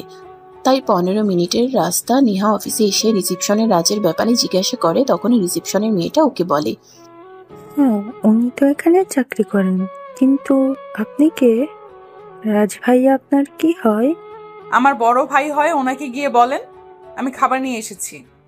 ঠিক আছে আপু, কোনো সমস্যা নেই, আপনি এখানে ওয়েট করুন, আমি এক্ষুনি ওনার সঙ্গে কথা বলে তারপর আসছি। কারণ ওনার কাছে তো কখনো শুনিনি যে ওনার একটা বোন আছে। এ কথা বলতে বলতে রিসিপশনের মেয়েটা নেহাকে আর কোনো কথা বলার সুযোগ না দিয়ে সেখান থেকে সোজা রাজের ডেস্কে চলে গেল। রাজ তখন কাজ করছিল। রিসিপশনের মেয়েটা রাজের সামনে দাঁড়িয়ে বলতে লাগলো, রাজ ভাইয়া, আপনার বোন আপনার জন্য খাবার নিয়ে এসেছে। রাজ অনেকটাই অবাক হলো, কারণ তার তো কোনো বোনই নেই, তাহলে খাবার নিয়ে আসতে যাবে কে? তারপর হঠাৎ করে নেহার কথা মনে পড়ে গেল। নেহা ছাড়া এই ফালতু মার্কা কথাবার্তা অন্য কেউ বলতে পারে না, তাই সে রিসেপশনের মেয়েটাকে বলে নেহাকে এখানে নিয়ে আসতে। ওই মেয়েটাও আর এক মুহূর্ত দেরি না করে নেহার কাছে আসে এবং নেহাকে রাজের ডেস্কে পাঠিয়ে দেয়। নেহা রাজের ডেস্কের সামনে যেতেই রাজ বলতে লাগে, কি সমস্যা, তুই এখানে এসেছিস কেন? এখানে কোনো গন্ডগোল পাকানোর ইচ্ছা আছে নাকি? দেখ, একদম ফালতু কথা বলবি না। খালামণি বলেছে তুই নাস্তা করে আসিসনি, তাই খালামণি আমাকে দিয়ে তোর জন্য খাবার পাঠিয়েছে। খালামণি বলল আর তুই চলে আসবি? এটা আমার অফিস, এখানে আসতে তোকে কে বলেছে? দেখ, তোর ভালোর জন্যই খাবার নিয়ে এসেছি। খাবার খেলে খাবি, না খেলে নাই। উল্টো পাল্টা কথা একদম বলবি না, তাহলে কিন্তু আমার খুব বেশি মেজাজ খারাপ হবে। আর তারপর আমি কি করি তার কিন্তু কোনো ঠিক ঠিকানা নেই। ভুলে যাস না, এটা তোর অফিস। এখানে যদি উল্টো পাল্টা কোনো কাজ করিস তাহলে সেটা তোর সম্মানে লাগবে। রাজ তখন আর কোনো কথাই বলল না, চুপচাপ নেহার হাত থেকে খাবারটা খেয়ে নিয়ে নিল। আর নেহা তো সেখান থেকে চলে যেতে বলল। নেহাও তখন আর কোনো কথা না বলেই সেখান থেকে বের হয়ে চলে আসলো। নেহা রাজের অফিস থেকে বের হয়ে তার এক বান্ধবীকে ফোন দেয় আর সঙ্গে সঙ্গে সেখান থেকে সোজা তার বান্ধবীর বাসায় চলে যায়। সারাদিন সেখানে তার বান্ধবীর সঙ্গে গল্পগুজব করে আড্ডা দেয়, এভাবেই কেটে যায়। এদিকে রাজ বিকেল 5টার দিকে অফিস থেকে বের হয় আর বাসায় চলে আসে। বাসায় আসতেই তার আম্মু নেহার ব্যাপারে জিজ্ঞাসা করতে থাকে। তখন সে বলতে থাকে নেহা তো অফিসে খাবার দিয়ে সঙ্গে সঙ্গেই চলে এসেছে, তারপর কোথায় গেছে সে ব্যাপারে কিছুই জানে না। অপরদিকে নেহার ফোন সুইচ অফ বলছে। নেহার বাবার বাড়িতে ফোন করা হয়েছে, নেহা সেখানেও যায়নি। নেহা তাহলে গেল কোথায়? সবাই অনেকটা দুশ্চিন্তায় পড়ে গেল। দেখতে দেখতে সন্ধ্যা ঘনিয়ে রাত হয়ে আসলো, কিন্তু নেহার কোনো খোঁজ খবর নেই। সবাই অনেকটাই চিন্তিত হয়ে পড়েছে, কারণ নেহা এভাবে কোথাও না বলে যাওয়ার মতো মেয়ে নয়। তার যদি কোথাও যাওয়ার প্রয়োজন হয় তাহলে সে সেটা সবার সঙ্গে বলে তারপরে যায়। তাছাড়া কোনো অ্যাক্সিডেন্ট হলেও এতক্ষণে হয়তো খবরটা পাওয়া যেত, কারণ অফিস থেকে বাসা মাত্র 15 মিনিটের রাস্তা। এখন শুধু একটাই চিন্তা, কেউ নেহাকে কিডন্যাপ করে নিয়ে যায়নি তো? এটা শুনে রাজ বলতে থাকে, এই মেয়ের যা চাপা, কেউ কেন কিডন্যাপ করতে যাবে? আর কিডন্যাপ করলেও এতক্ষণে ওই লোকগুলোর ওকে ছেড়ে দেওয়ার কথা, কারণ ও যেখানে থাকে মানুষের মাথা আর মাথার জায়গায় থাকে না। তাই এই ডাইনি মার্কা মেয়েকে কিডন্যাপ করার কোনো চান্স নেই। এই বলে রাজ নিজের রুমে চলে যায়। আর এদিকে বাড়ির অন্য সবাই খুব চিন্তা করতে থাকে, হুট করে মেয়েটা কোথায় গেল? তাছাড়া এই শহরে তার সেরকম চেনা জানাও নেই, তাহলে কি হলো? এই সব চিন্তা করতে করতেই রাত 8টার মতো বেজে গেল। তখনই হঠাৎ কলিং বেলের শব্দ শোনা যায়। কলিং বেলের শব্দ শুনে রাজের আম্মু গিয়ে দরজা খুলল, আর দরজা খুলতেই দেখতে পেল নেহা বাড়ির ভিতরে প্রবেশ করছে। নেহাকে দেখতে পেয়ে তিনি বলতে থাকেন, কি ব্যাপার নেহা, সারাদিন তুমি কোথায় ছিলে? তুমি জানো তোমার জন্য আমরা কতটা টেনশন ছিলাম। তোমাকে কতবার ফোন করা হয়েছে, তোমার ফোন সুইচ অফ কেন? কি হয়েছিল তোমার? এভাবে টানা 3 মিনিট ধরে রাজের আম্মু নেহাকে প্রশ্ন করতেই থাকে। নেহা এভাবে প্রশ্ন করা থেকে একদম রেগে যায় আর বলতে থাকে সে এখন আর ছোট বাচ্চা নেই, চাইলেই সে যে কোনো জায়গায় যেতে পারে কারো পারমিশন ছাড়াই। তাই তাকে নিয়ে এত চিন্তা করার কোনো কারণ নেই। তাছাড়া যেখানে রাজ নেহাকে পছন্দই করতে পারে না, সহ্যই করতে পারে না, সেখানে তো আরো প্রয়োজন নেই। এই কথা শুনে রাজের আম্মু বলতে থাকে রাজ পছন্দ না করুক, রাজ সহ্য করতে না পারুক, বাড়িতে তো আরো অন্য মানুষ আছে, তাদের ব্যাপারে তো অন্তত নেহার একটা বার হলেও চিন্তা করার প্রয়োজন ছিল। নেহা তখন তাদের কথার কোনো উত্তর না দিয়ে সোজা নিজের রুমে চলে গেল। তখনই রাজ তার আম্মুকে বলতে লাগলো, এই মেয়েকে প্রশ্ন করে কথা বলে কোনো লাভ আছে কি? কোনো তো লাভ নেই, তাহলে কেন অযথাই কথা বলা? তারপর কেউ আর এই ব্যাপারে কোনো কথা বলে না, চুপচাপ সবাই নিজেদের রুমে চলে গেল। রাজ রুমে এসেই দেখতে পায় নেহা বিছানায় 4 হাত পা ছড়িয়ে দিয়ে ঘুমিয়ে পড়েছে। তার মনে রাগ ফুসফুস করছে, কিন্তু সে কিছুই বলতে পারছে না। আপনি হারিয়ে তো ঘুমিয়ে পড়েছে, তাই বসে থেকে আর কোনো লাভ নেই। তাই রাজও নিজের বিছানা গুছিয়ে ফ্লোরে শুয়ে ঘুমিয়ে পড়ল। এভাবেই চলে গেল প্রায় 2 মাস সময়, কিন্তু এখনো তাদের দুজনের মধ্যে ভালোবাসাময় সম্পর্ক তৈরি হয়নি। তারা এখনো আগের মতোই আছে, বরঞ্চ এটা বলা চলে তারা এখন আগের চাইতে আরো বেশি জ্বালাতন করছে। একে অপরের সঙ্গে ঝগড়া মারামারি এগুলো দিয়েই চলছে। এদিকে দুই পরিবারের মানুষই তাদের দুজনকে নিয়ে খুব বেশি চিন্তিত। কিন্তু পরিবারের মানুষ চিন্তা করলে কি হবে, তাদের এই ব্যাপারে বিন্দুমাত্র লেশ নেই। তারা খেয়ে দিয়ে ঘুমিয়ে সময় পার করতে পারলেই হলো। হঠাৎ করিয়ে একদিন সকালবেলা নাস্তার টেবিলে নেহা বলতে থাকে সে এভাবে আর বাড়িতে বসে থাকবে না। এভাবে বাড়িতে বসে থাকতে তো আর ভালো লাগছে না, তাছাড়া সে পড়াশোনা করেছে, তাই এভাবে বাড়িতে বসে থাকতে চায় না, সে কিছু একটা করতে চায়। এই কথা শুনে রাজের মাথা খুব বেশি গরম হয়ে গেল আর সে চিৎকার দিয়ে বলতে লাগলো, তুই কি ভেবেছিস তুই বলবি আর তোকে বাইরে চাকরি করতে যেতে দিব? এটা কখনোই হবে না। তোকে বাড়িতে থাকতে হবে, যাই বলিস আর যাই কিছু করিস, অন্য কোনো পথ তোর জন্য খোলা নেই। কেন, আমি কি তোর হাতের পুতুল নাকি? তুই যা বলবি আমাকে তাই করতে হবে? তুই যেভাবে বলবি আমাকে সেভাবেই চলতে হবে, আমি সেভাবেই চলবো? তুই কি আমাকে নিজের হাতের মোয়া পেয়েছিস নাকি? কেন চলবি না? তুই আমার বিয়ে করা বউ আর আমি তোর হাজবেন্ড, আমার কথা মেনে চলা তোর কর্তব্য। কর্তব্যের খেতায় আগুন। আমি তোর কথা মানবো না এবং কোনো দিন মানতে পারবো না। আমি যেটা ঠিক করেছি সেটাই করব। আমি বাইরে যাব এবং চাকরি করব।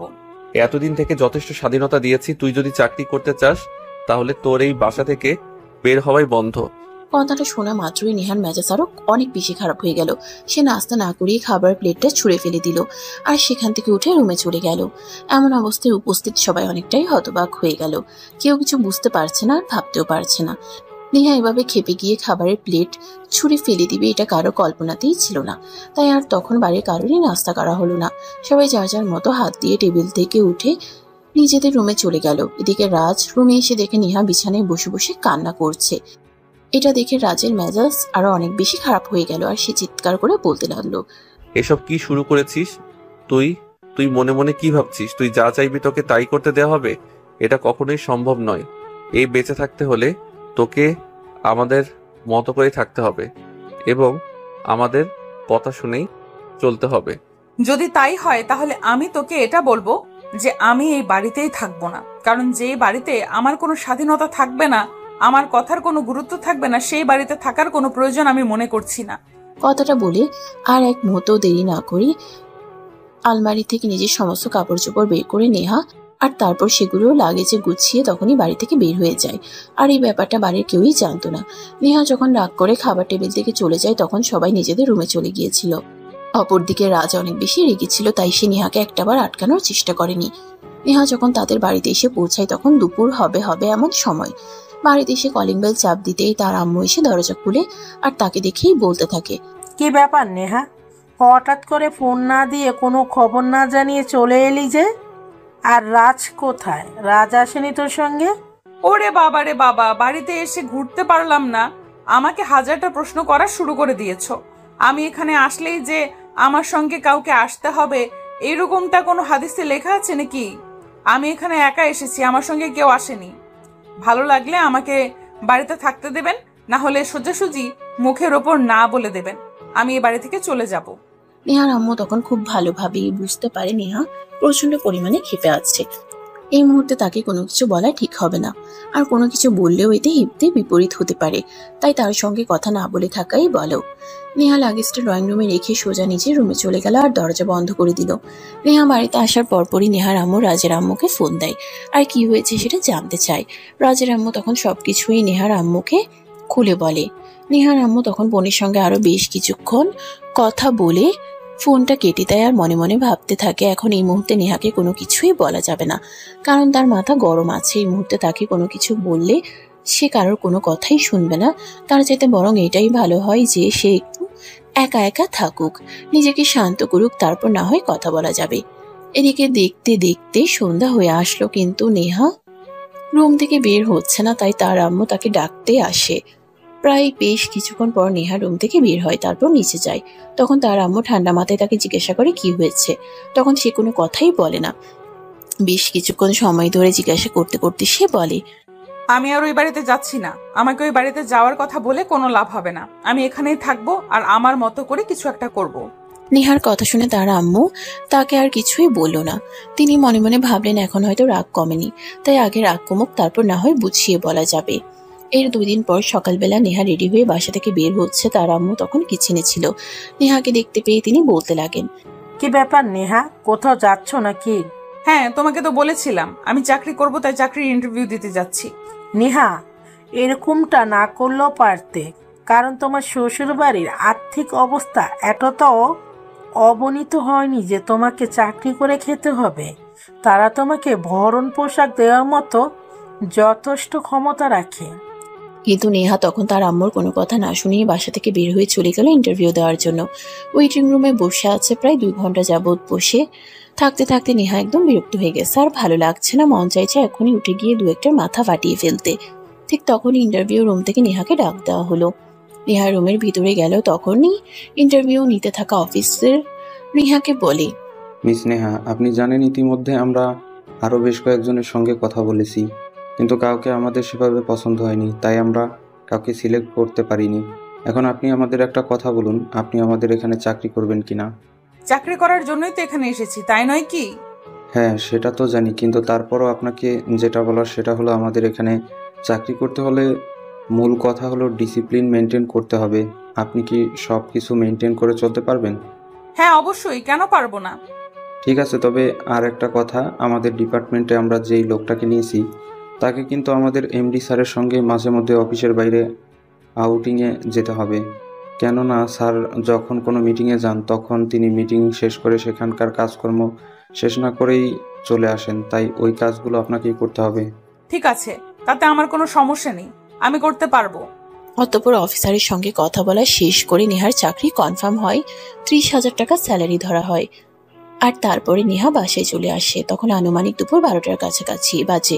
নেহা বাসায় আসতেই তার আম্মু তাকে বলতে থাকে, এগুলো করা কি খুব বেশি দরকার? তোমার দরকার না থাকলেও আমার দরকার আছে, তো আমার ব্যাপারে কথা না বললেই খুশি হব। যা করেছো তার জন্য তো আমাকে পস্তাতে হচ্ছে। এই বলে নেহা নিজের রুমে চলে যায়।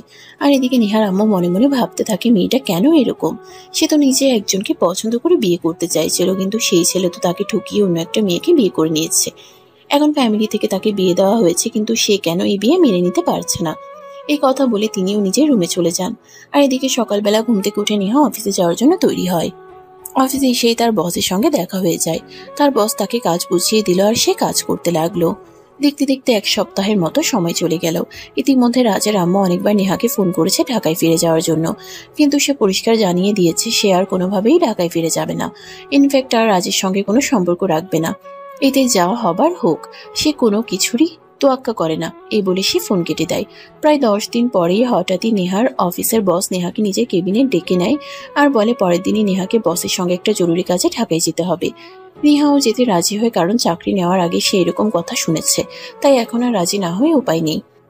নেহাকে সেদিন অফিস থেকে একটু তাড়াতাড়ি ছুটি দিয়ে দেওয়া হলো। নেহা অফিস থেকে বাসে এসে নিজের প্রয়োজনীয় কিছু জিনিসপত্র গুছিয়ে নিল। আর পরের দিন সকালবেলা নাস্তা করে লাগেজ নিয়ে যেই না রুম থেকে বের হতে যাবে, তখনই তার আম্মু তাকে জিজ্ঞাসা করে সে কোথায় যাচ্ছে। তখন সে তার আম্মুকে জবাব দেয়, অফিসের একটা কাজে অফিসের বসের সঙ্গে ঢাকায় যাচ্ছি। কতজন যাচ্ছ? কতজন যাচ্ছি মানে? আমি বসের পার্সোনাল অ্যাসিস্ট্যান্ট, তাই আমাকে একাই যেতে হবে বসের সঙ্গে। আর চাকরি নেওয়ার আগে এমনটাই কথা হয়েছে। নেহা, তুমি একটা মেয়ে মানুষ হয়ে তোমার বসের সঙ্গে একা একা যাওয়ার সিদ্ধান্ত নেওয়াটা কি তোমার জন্য ঠিক হচ্ছে? নেহা তখন তার আম্মুর কথাকে কোনো পাত্তা না দিয়ে বাসা থেকে বের হয়ে গেল। এদিকে পিছন পিছন তার আম্মু বাড়ির গেট পর্যন্ত আসে, কিন্তু সে বাসা থেকে বের হয়ে গাড়ি নিয়ে বেরিয়ে পড়ে। তাই তার আম্মু আর তার কাছে থেকে কোনো উত্তর পেল না। নেহা তার বসের সঙ্গে ঢাকায় এসে পৌঁছায়। তখন দুপুর হয়ে এসেছে। যেহেতু দুপুর হয়ে এসেছে, তাই তাদের পেটে প্রচন্ড ক্ষুধাও লেগেছিল। তাই নেহা আর তার বস একটা রেস্টুরেন্টে যায় দুপুরের খাবার খাওয়ার জন্য, যে রেস্টুরেন্ট রাজের অফিস থেকে খুব কাছাকাছি ছিল। নেহা আর তার বস রেস্টুরেন্টে বসে খাবার খাচ্ছে। এই ব্যাপারটা দেখে ফেলে রাজের একজন অফিস কলিগ। সঙ্গে সঙ্গে সেটা রাজকে ভিডিও কলে দেখায়। এটা দেখে তো রাজের মাথায় আগুন ধরে যায়। সে কোনো কিছু চিন্তা না করেই সোজা অফিস থেকে বের হয়ে ওই রেস্টুরেন্টে চলে আসে। সেখানে এসে সে সত্যি সত্যি দেখতে পায় নেহা আর তার অফিসের বস কথা বলছে আর হাসাহাসি করতে খাবার খাচ্ছে। এটা দেখে রাজা নিজেকে কোনোভাবেই কন্ট্রোলে রাখতে পারে না। তখনই সেখানে যায় আর গালে ঠাস ঠাস 2টা করে চর বসিয়ে দিয়ে বলতে থাকে, এই নির্লজ্জ বেহায়া, আমি হাজবেন্ড রেখে পরপুরুষের সঙ্গে ঘুরে বেড়াচ্ছিস, তোর লজ্জা করে না? রাজের এমন কর্মকাণ্ডে রেস্টুরেন্টের সবাই হতবাক হয়ে রাজা নেহার দিকে তাকিয়ে আছে, কেউ কোনো কথাই বলতে পারছে না। এদিকে নেহা তোর আগে ফুসফুস করছে। রাজার এমন কর্মকাণ্ডে তখনই চিৎকার করে চিৎচিয়ে বলতে থাকে, তোর এত বড় দুঃসাহস, তুই আমার গায়ে হাত তুলিস? আর তুই এখানে এসেছিস কি করতে? তোকে না আমি বলেছি আমি তোর সঙ্গে থাকবো না, ডিভোর্স লেটার পাঠিয়ে দেব। তুই বললি যে আমি তোকে ডিভোর্স দিয়ে দেবো, এটা কোন হাদিসে লেখা আছে? নাকি তুই এক্ষুনি চল আমার সঙ্গে বাসায় যাবি? যাবো না আমি তোর সঙ্গে, তুই কি করবি? সোজা আঙ্গুলে যদি ঘি না ওঠে তাহলে ঘি কিভাবে উঠাতে হয় এটা আমার খুব ভালো করে জানা আছে, তাই চিন্তার কোনো কারণ নেই। তোকে যেভাবে সোজা করতে হবে আমি সেই পথে ধরে এগোবো। কথাটা বলে আর এক মুহূর্ত দেরি না করে রাজ নেহাকে পাজা করে তুলে নেয় আর গাড়িতে নিয়ে বসায়। নেহা তখন চিৎকার চেঁচামেচি করছে, সে কোনোভাবেই গাড়িতে বসে থাকবে না। কিন্তু কে শুনে কার কথা? রাজ সঙ্গে সঙ্গে গাড়ি স্টার্ট করে আর 10 মিনিটের মধ্যে বাসে চলে আসে। পাশে এসে কলিং বেল চাপ দিতে রাজের আম্মু এসে দরজা খুলে দেয়। রাজের সঙ্গে এই অসময়ে নেহাকে দেখতে পেয়ে তিনি অনেকটা অবাক হয়ে রাজকে তিনি এই ব্যাপারে কিছু জিজ্ঞাসা করেন, কিন্তু রাজ তখন তার আম্মুর কথায় কোনো উত্তর না দিয়ে চুপচাপ নেহাকে ওভাবেই নিয়ে রুমে চলে আসে। রুমে প্রবেশ করা মাত্রই রাজ নেহাকে বিছানার উপর ছুঁড়ে ফেলে দেয় আর সঙ্গে সঙ্গে দরজাটা বন্ধ করে দেয়। তখনই নেহা চিৎকার করে বলতে থাকে, তুই এগুলো আমার সঙ্গে কি শুরু করেছিস? কেন করছিস এগুলো? রাজ তখন কোনো কথা না বলেই প্যান্টের বেল্ট খুলে নেহাকে ইচ্ছা মতো পেটাতে থাকে। বেল্টের আঘাতে নেহা প্রচন্ড ব্যথা পাচ্ছিল আর খুব জোরে জোরে চিৎকার করছিল, কিন্তু সেই চিৎকার রাজের কান অব্দি পৌঁছায়নি। অপরদিকে নেহার চিৎকার শুনে রাজের আম্মু আব্বু দুজনেই দরজার সামনে এসে রাজকে ডাকতে থাকে আর দরজা খোলার কথা বলে, কিন্তু রাজ কারোর কথাই শোনে না। এদিকে নেহা ব্যথার যন্ত্রণা সহ্য করতে না পেরে জ্ঞান হারায়। রাজ তখনও থামে না। প্রায় 15 মিনিট ধরে এই নির্যাতন। অবশেষে ক্লান্ত হয়ে মেঝেতে বসে পড়ে। তার আব্বু আম্মু তখনও রুমের দরজার বাইরে দাঁড়িয়ে থাকে, দরজা খোলার কথা বলছে, কিন্তু সে দরজা খুলবে না। দেখতে দেখতে দুপুর ঘনিয়ে বিকেল আর বিকেল ঘনিয়ে রাত হয়ে আসলো, এখনো দরজা খোলার নাম গন্ধ নেই। রাজের আব্বু আম্মু সেখানটাই দাঁড়িয়ে আছে। রাজের আম্মু রাজকে বারবার রিকোয়েস্ট করছে দরজা খোলার জন্য, কিন্তু কোনো লাভ হয়নি তাতে। রাত 11টা বাজে, নেহার জ্ঞান ফিরে এসেছে। সারা শরীরে ব্যথা করছে, সে কোনোভাবে নিজেকে নড়াতেও পারছে না। তখনই আস্তে আস্তে বলতে থাকে, পানি পানি পানি খাবো, পানি দাও। 2-3 বার বলার পরে রাজ বসা থেকে উঠে দাঁড়িয়ে নেহার কাছে যায় আর নেহার মুখের কাছে মুখ নিয়ে রাগান্বিত স্বরে বলতে থাকে, এখন বিড়ালের বাচ্চার মতো মিউ মিউ করছিস কেন? এখন তোর এই নাগরকে বল পানি দিয়ে যেতে। নেহার গলা দিয়েও তখন কোনো কথা বের হচ্ছে না। কথা বলতেও তার খুব কষ্ট হচ্ছে, তারপরেও তার খুব পানি পিপাসা পাচ্ছিল, তাই সে আবারও আস্তে আস্তে বলতে থাকে, খুব পানি পিপাসা পেয়েছে, পানি দাও। কিন্তু রাজ তাকে কোনোভাবেই পানি দেবে না। যতক্ষণ পর্যন্ত তার রাগ না মিটবে ততক্ষণ পর্যন্ত সে নেহাকে কোনো কিছুই দেবে না, এভাবেই শাস্তি দেবে, এটাই ঠিক করেছে। কিন্তু তখনই হঠাৎ তার মনে পড়লো শত্রুকে পিছন থেকে আঘাত করতে নেই, মানে না খাইয়ে মারতে নেই। তাই সে 1 গ্লাস পানি এনে নেহার মুখের উপরে ঢেলে দেয়।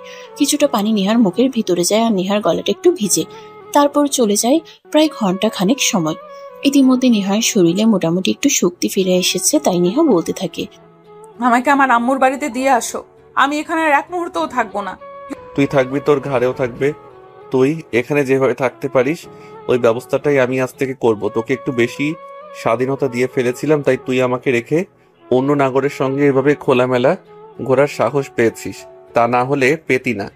এরপর নেহাকে আর কোনো কথা বলার সুযোগ না দিয়ে ড্রেসিং টেবিলের ড্রয়ার থেকে সিগারেটের প্যাকেটটা বের করে সঙ্গে লাইটারটা নিয়ে সোজা ব্যালকনিতে চলে যায়। আর তারপর ব্যালকনির দোলনায় বসে দোল খেতে থাকে আর একটার পর একটা সিগারেট টানতে থাকে। রাত তখন আনুমানিক 2টার কাছাকাছি বাজে। শরীরের ব্যথা আর ক্লান্তিতে নেহা ঘুমিয়ে পড়েছে। রাজ রুমে এসে রুমের লাইট অন করে আর দেখতে পায় নেহা অচেতনের মতো ঘুমোচ্ছে। তখনই তার মনে একটা পৈশাচিক চিন্তা চলে আসে। সে তার নিজের পুরুষত্ব প্রমাণের জন্য নেহার উপর ঝাঁপিয়ে পড়ে। একই তো মেয়েটার উপর এত অত্যাচার করেছে, তার উপর এখন আবার নিজের শারীরিক চাহিদা মেটানোর জন্য মেয়েটার কাছে গেছে। নেহা শরীরের স্পর্শ করার মাত্রই নেহার ঘুম ভেঙে যায়। চুপ করে নেহা দেখতে পায় রাজ তার বুকের উপর শুয়ে আছে। এদিকে ব্যথায় নিজের শরীর লড়াতে পারছে না, অন্যদিকে আরেকটা পুরুষালী শক্ত শরীরের ভার সে কোনোভাবেই নিতে পারছে না। তাই সে অনেক রিকোয়েস্ট করে রাজকে বলছে, প্লিজ তুই আমার সঙ্গে এরকমটা করিস না, তুই আমার বুকের উপর থেকে না, আমি আর সহ্য করতে পারছি না, আমার খুব যন্ত্রণা হচ্ছে। আমাকে রেখে যখন আর একটা ছেলের সঙ্গে ফষ্টি নষ্টি করে বেড়াস তখন বুঝি আমার যন্ত্রণা হয় না? এই আমি কি তোকে ইচ্ছে করে বিয়ে করতে গেছিলাম নাকি অ্যাক্সিডেন্টলি তোর সঙ্গে আমার বিয়েটা হয়ে গেছে? আর এরপর তুই আমার সঙ্গে এরকম করছিস, এর জন্য তোকে শাস্তি তো পেতেই হবে, যাই কিছু বলিস না কেন। আমি কখনোই তোকে ক্ষমা করব না। এই বলে রাজ নেহার ঠোঁট দুটো নিজের দখলে নিয়ে ইচ্ছে মতো কামড় দিতে থাকে। আর এদিকে যন্ত্রণায় নেহা ছটফট করছিল। সে এসব কিছু আর নিতে পারছিল না। ব্যথায় সমস্ত শরীর ছটফট করছে, একটু নাড়াতে পর্যন্ত পারছে না, সেই শক্তিটুকু পর্যন্ত নেই। আর এখানে রাজ আবারও তার উপর শারীরিক অত্যাচার শুরু করেছে। রাজ নেহা ঠোঁট দুটো ছেড়ে দিয়ে তারপর নেহার গলায়, ঘাড়ে আর সারা শরীরে নিজের দাঁত দিয়ে আক্রমণ করতে থাকে আর বলতে থাকে, এবার বোঝ আমার সঙ্গে প্রতারণা করার ফল কি। এই কথা বলে রাজ আবারও নেহার শরীরে নিজের দাঁত দিয়ে আক্রমণ চালাতে থাকে। তার স্পর্শে ছিল শুধুমাত্র প্রতিশোধের আগুন, কোনো ভালোবাসা ছিল না। নেহা সেগুলো সহ্য করতে না পেরে কান্না করছিল, কিন্তু রাজের সেদিকে কোনো খেয়াল নেই। সে যেন আজ তার পুরুষত্ব হাসিল করতে পারলেই বাঁচে। ঘন্টা খানেক ধরে এই অত্যাচার, আর তারপরে তার পুরো পুরুষত্ব হাসিল করে নেহার উপর। এদিকে নেহা আর সহ্য করতে না পেরে আবারও জ্ঞান হারায়।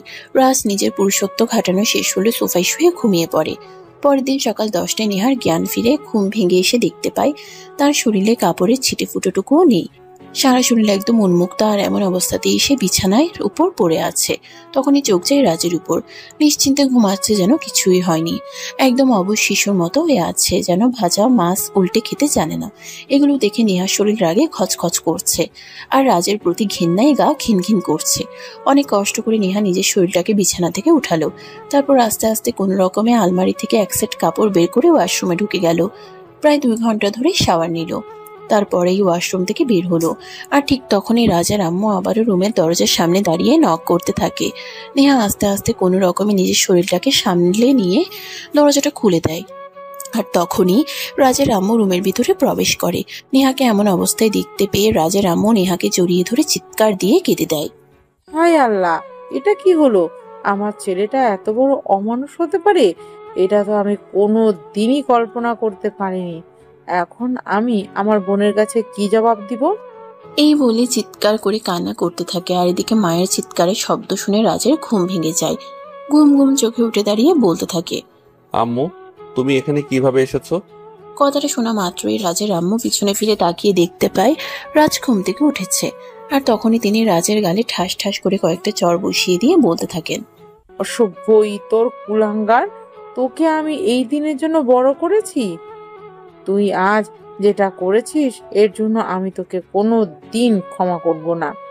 আমি আবার বোনের কাছ থেকে বোনের মেয়েটাকে চেয়ে এনেছিলাম, আমার বাড়ির মেয়ের মতো যত্নে রাখবো। আর তুই এটা কি করেছিস? এখন আমি আমার বোনের কাছে কি জবাব দিব?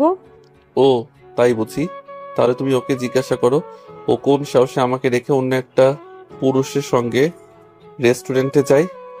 ওর বিচার করার জন্য আমরা ছিলাম। তুই কে?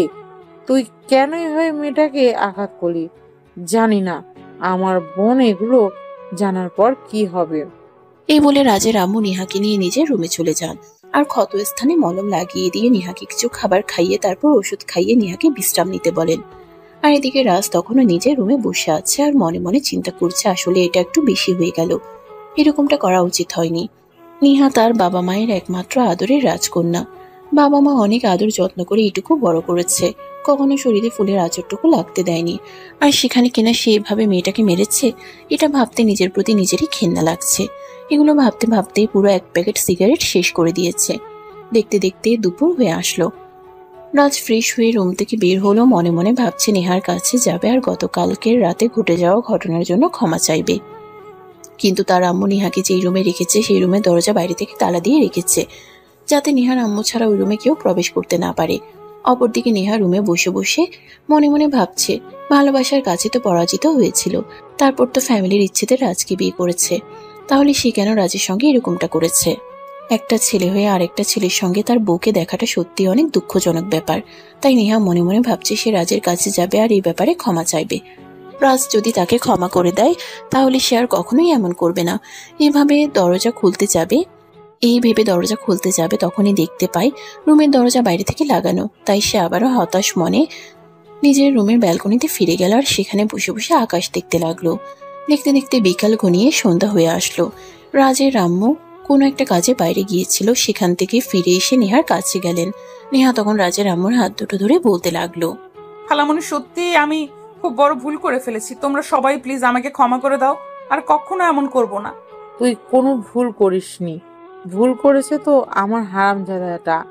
ওকে যতদিন আমি শিক্ষা দিতে না পারবো ততদিন আমার শান্তি নেই। খালামণি প্লিজ, তুমি ওকে কিছু বলো না, ওর কোনো দোষ নেই, দোষটা আমারই। আসলে একটা মেয়ে হয়ে অফিসের বসের সঙ্গে চট্টগ্রাম থেকে ঢাকা আসাটা আমার জন্য একদমই উচিত হয়নি। তাছাড়া সে তো আমাকে চাকরি করার কথা বলেনি, আমি নিজেই চাকরি করতে গিয়েছিলাম। এগুলো আমার একদমই উচিত হয়নি। তুমি প্লিজ আমাকে একবার তার সঙ্গে কথা বলিয়ে দাও, আমি তার কাছে ক্ষমা চাইতে চাই। আচ্ছা ঠিক আছে, তুই কোনো চিন্তা করিস না, আমি দেখছি কি করা যায়। এই বলে রাজের আম্মু রুম থেকে বের হয়ে চলে গেল। রাজের রুমে গিয়ে দেখতে পেল রাজ ব্যালকনিতে বসে আছে একা একা, মনে মনে কিছু একটা চিন্তা করছে। তখন এই রাজের আম্মু তার পাশে গিয়ে দাঁড়ায় আর বলতে থাকে, নেহার ব্যাপারে সবকিছু বলতে থাকে।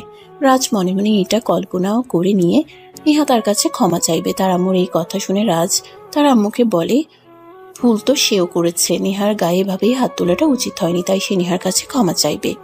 নেহার আম্মু তখন রাজকে নিয়ে নেহার কাছে চলে আসে আর তারপর সামনাসামনি বসিয়ে দুজনকে কথা বলার, দুজনেই দুজনের কাছে ক্ষমা চায় আর কখনো এরকম করবে না এই প্রতিশ্রুতি নাই। রাজের আম্মু তখন তাদের দুজনকে রুমে রেখে রুম থেকে বের হয়ে চলে আসে আর তখনই রাজ নেহার পাশে গিয়ে বসে আলতো করে তার দুই গালে হাত রেখে বলে, প্লিজ আমাকে তুমি ক্ষমা করে দাও, যা করেছি রাগের মাথায় করে ফেলেছি। আসলে তোমাকে ওইভাবে ওই লোকটার সঙ্গে দেখে আমি সহ্য করতে পারছিলাম না। তুমি কেন ক্ষমা চাইছো বলো তো? শুধু তোমার একার নয়, ভুল তো আমারও ছিল। আমি কেনই বা তোমার ইচ্ছের বিরুদ্ধে গিয়ে এটা করতে গেলাম, তাই তো আমার সঙ্গে এরকমটা হয়েছে। যাই হোক, যা হয়েছে সব বাদ দাও। হ্যাঁ সেটাই, অতীত নিয়ে পড়ে থাকলে তো চলবে না, অতীতকে আমাদের ভুলে যেতেই হবে, অতীত মনে রেখে কোনো লাভ নেই। এই বলে রাজ নেহাকে আলতো হাতে টান দিয়ে নিজের বুকের সঙ্গে মিশিয়ে নেয় আর নেহার কপালে ছোট্ট করে একটা ভালোবাসার পরশিকে দেয়। তারপর নেহাকে পাজা কোলে তুলে নিয়ে নিজের রুমে চলে যায়। এরপর এক সপ্তাহ সময় রাজ নিজের দায়িত্ব নিয়ে নেহার সেবা করে। অফিস থেকে ছুটি নেয় বউ অসুস্থ এই কথা বলে। নেহাকে নিজের হাতে গোসল করানো, নিজের হাতে খাবার খাইয়ে দেওয়া থেকে শুরু করে সবকিছু রাজ নিজের হাতেই করে। নেহা এখন মোটামুটি সুস্থ। রাজ ঠিক করেছে আজ বিকেলে নেহাকে নিয়ে একটু ঘুরতে বের হবে, তাই সে দুপুরের দিকে একবার বাসা থেকে বের হলো। তার বাসার পাশেই ছোট্ট একটা শপিং মল ছিল, সেখানে গিয়ে তার পছন্দের পিঙ্ক কালারের একটা শাড়ি কিনে নেয় নেহার জন্য। সেই সঙ্গে ম্যাচিং করা কিছু কাচের চুড়ি, একটা ফুলের গাছরা আর এক সেট ঝুমকো কিনে নেয় নেহার জন্য। দুপুর 2টার মধ্যে এসে বাসায় ফিরে আসে। পাশে এসে দেখে নেহা ফ্রেশ হয়ে বসে আছে। রুমে এসেছে, নেহার হাতে প্যাকেটটা ধরিয়ে দেয় আর বলে, বিকেলে তোমাকে নিয়ে একটু ঘুরতে বের হব, এটা আমি তোমার জন্য কিনে এনেছি, এটা পরেই কিন্তু বের হবে, তা না হলে কিন্তু খবর আছে বলে দিলাম। আমি এত শাড়ি পরতে পারি না, বউকে যদি এত শাড়ি পরানোর ইচ্ছা থাকে তাহলে নিজের হাতে পরিয়ে দিও। অভিমানে সুরে এই কথাটা বলে নেহা আর তখনই রাজ বলতে থাকে, একবার কেন 100 বার তার ভালোবাসার মানুষটাকে নিজের হাতে শাড়ি পরিয়ে দিতে তার কোনো সমস্যা নেই। এই বলে তখনই সে নেহাকে উঠে দাঁড় করায় আর শাড়িটা পরিয়ে দিতে লাগে। যে মুহূর্তে রাজ নেহার শাড়ির কুচি গুজে দিতে যাবে তখনই নেহার নাভির ঠিক নিচটায় রাজের হাতটা চলে যায়। রাজের হাতের স্পর্শ পেতেই নেহা মৃদু কেঁপে ওঠে। রাজ নেহার নাভির নিচের এই জায়গাটায় হাত দিয়ে অন্যরকম এক অনুভূতি ফিল করে, মনে হয় এখানেই সর্বসুখ লুকিয়ে আছে। এরকম ফিল হতেই ঠিক ওই জায়গাটাই নিজের ঠোঁট দিয়ে আলতো করে স্পর্শ করে। রাজের ঠোঁটের স্পর্শ পেয়ে নেহার তো একদম জান যায় যায় অবস্থা।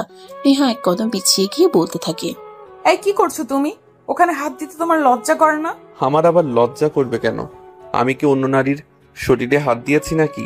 আমি তো আমার বিয়ে করা বউয়ের শরীরে হাত দিয়েছি, আর এটা আমার জন্য জায়েজ আছে। এই বলে রাজ আবারও নেহাকে নিজের কাছে টেনে নেয় আর সুন্দর করে শাড়িটা পরিয়ে দিয়ে নেহাকে নিজের হাতে সাজিয়ে গুছিয়ে দেয়। আর সেই সঙ্গে সেও নেহার শাড়ির সঙ্গে ম্যাচিং করে একটা পাঞ্জাবি পরে নেয়। তারপরে রুম থেকে বের হয়ে সিঁড়ি দিয়ে দুজন একসঙ্গেই নামছিল। রাজের আব্বু আম্মু দুজনেই তখন ড্রয়িং রুমে বসে টিভি দেখছিল। তাদের দুজনকে একসঙ্গে নামতে দেখে রাজের আম্মু বলে উঠে, মাশাআল্লাহ, দুজনকে দারুণ মানিয়েছে। দুজন সারা জীবন এভাবেই তো আমার হাতটা ধরে রাখিস, কখনোই ছেড়ে দিস না। রাজের আম্মুর এই কথা শুনে রাজ আর নেহা দুজনেই মুচকি হাসি দেয়। আর তারপরেই নিচে এসে রাজের আব্বু আম্মুর কাছ থেকে বিদায় নিয়ে দুজনেই ঘুরতে বের হয়। সারাটা বিকেল দুজনে ঘোরাঘুরি করে কাটায়। রাতের খাবার খেয়ে তারপর রাত 11টার দিকে দুজনেই বাসায় ফিরে আসে। বাসায় ফিরে এসে দুজনেই একসাথে নিজেদের রুমে চলে গেল। রুমে এসেই নেহা ওয়াশরুমে চলে গেল। বেশ কিছুক্ষণ পর নেহা ওয়াশরুম থেকে বের হয়ে আসে। রাজ রুমের বাইরের একটা ওয়াশরুম থেকে অনেকক্ষণ আগে ফ্রেশ হয়ে এসে বিছানার বালিশে হেলান দিয়ে বসেছিল। নেহা রুমে এসে রাজকে এভাবে বসে থাকতে দেখে বলে, কি হলো, তুমি এইভাবে বসে আছো কেন? অনেক রাত হয়ে গেছে, ঘুমাওনি কেন? কাল তো আবার অফিস আছে। একা একা ঘুম আসছে না। ওমা, তাহলে এতদিন কার সাথে ঘুমাতে? এতদিনের কথা কেন বলছো? এতদিন তো আর আমার বউ ছিলে না, এখন তো বউ হয়ে আছো, তাহলে একা একা কেন ঘুমাবো? বউকে বুকে জড়িয়ে ধরে তারপর ঘুমাবো। এই বলে রাজ নেহার হাতটা ধরে টান দিয়ে নেহাকে নিজের কাছে টেনে নিয়ে আসে আর নেহার কপালে একটা চুমু দিয়ে বলল, দেখো, আমি আবারও বলছি, যা হয়েছে সব ভুলে যাও। আমাকে নতুন করে ভালোবাসাময় একটা জীবন উপহার দাও। তুমি কেন আবারও আগের কথা টেনে নিয়ে আসছো? আমি কি তোমাকে ওই ব্যাপারে কিছু বলেছি? আমি তো বলেছি আমি সব ভুলে গেছি। তাছাড়া ভুল তুমি একা করনি, আমিও করেছি, তাই এখানে তোমার একার কোনো দোষ নেই। এখন ফালতু কথা বাদ দাও, অনেক রাত হয়েছে, ঘুমাতে হবে। কিন্তু আজ তো আমি তোমাকে একটু ঘুমাতে দেব না। কেন? ওমা, তুমি তো দেখছি সেই ভুলো মনের মানুষ। আমাদের বিয়ে হয়েছে কিন্তু বাসর তো হয়নি, ওটা করতে হবে না। তাহলে দেরি করছো কেন? চলো শুরু করা যাক। এই বলে নেহা নিজের থেকে রাজের কাছে চলে আসে আর রাজ তখন নেহাকে ভালোবাসার পরশে কাছে টেনে নিতে থাকে। আজকের স্পর্শে শুধু ভালোবাসাই আছে, নেই কোনো হিংস্রতা, নেই কোনো প্রতিশোধের আগুন। সেদিনের স্পর্শে নেহার পুরো শরীরে প্রতিশোধের দহন থাকলেও আজকের স্পর্শে নেহা শুধু ভালোবাসাই খুঁজে পাচ্ছে। নেহা নিজেই নিজেকে রাজের হাতে সমর্পণ করে দেয়। রাজও নিজের সমস্ত ভালোবাসা নেহাকে উজাড় করে দিতে থাকে আর দুজনেই দুজনের ভালোবাসায় স্বর্গসুখ খুঁজে নেয় আর ভালোবাসার মহাসমুদ্রে হারিয়ে যায়। সবাই ভালো থাকুন।